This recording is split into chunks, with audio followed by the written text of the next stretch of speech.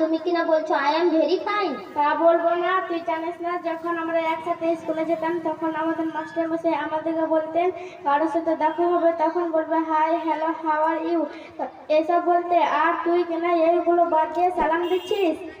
আরে থামো তো, তোমার আর আমার শিক্ষক হযরত মুহাম্মদ সাল্লাল্লাহু আলাইহি ওয়াসাল্লাম হাদিস শরীফের মধ্যে দিয়ে বলেছেন আসসালামু ক্বাবলাল কালাম, অর্থাৎ তোমরা কারোর সঙ্গে কথাবার্তা বলার পূর্বে সালাম প্রদান করো। ওসব বাদ দে, এখন তুই বল কেমন আছিস? আলহামদুলিল্লাহ, আল্লাহর রহমতে খুবই ভালো আছি। তুই আবার গেও ভাষা বললি? তোমার নাউজুবিল্লাহ, আলহামদুলিল্লাহকে তুমি গেও ভাষা বলছো?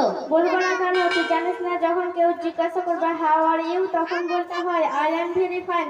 আর তুই কিনা এইসব বাদ দিয়ে আলহামদুলিল্লাহ বললি কেন? কেন তুমি জানো না, যখন কেউ কিছু জিজ্ঞাসা করে সেটা কোনো ভালো দিক বোঝালে কোরআনের শিক্ষা আলহামদুলিল্লাহ, মাশাআল্লাহ, জাযাকাল্লাহ ইত্যাদি বলতে হয়, আর কোনো খারাপ দিক বোঝালে নাউজুবিল্লাহ বলতে হয়। তা যাই হোক, তুমি এই ইসলামের বিরুদ্ধে নির্লজ্জ বিয়াদবের মতো ড্রেস পরে কোথায় চলছো?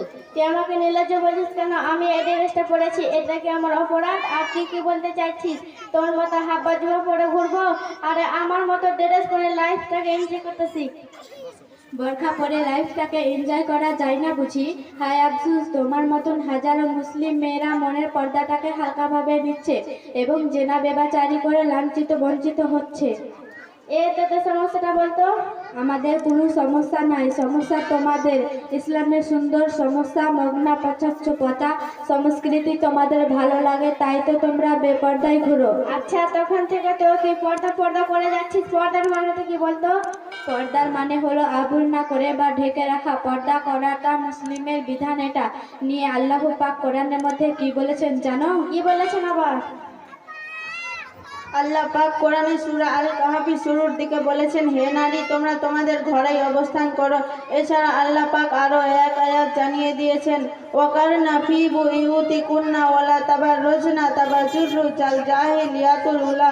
অতএব হে নারী, তোমরা তোমাদের ঘরেই অবস্থান করো এবং জাহিলা যুগের নারীদের মতো তোমার সৌন্দর্যকে পরপুরুষের সামনে বেপরদর্শন করে বেরিও না। চিনি যত্নে রাখিলে যেমন পিঁপড়া লাগা কঠিন, ঠিক তেমনি মেয়েরা পর্দা করলে তাকে কেউ অপমান করা তার থেকেও বেশি কঠিন। তাই তো আল্লাহ পাক পর্দাকে ফরজ করে দিয়েছেন।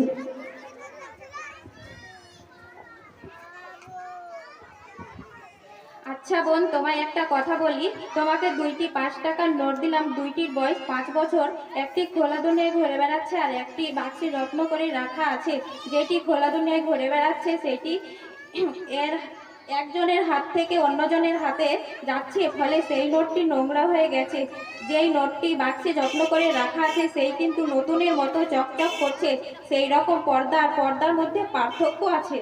তো যাই হোক, তোর সাথে আজে বাজে তর্ক করে সময় নষ্ট করে দিয়েছি। এদিকে আমার পিকনিক যাওয়ার সময় হয়ে গেল, আমি চললাম।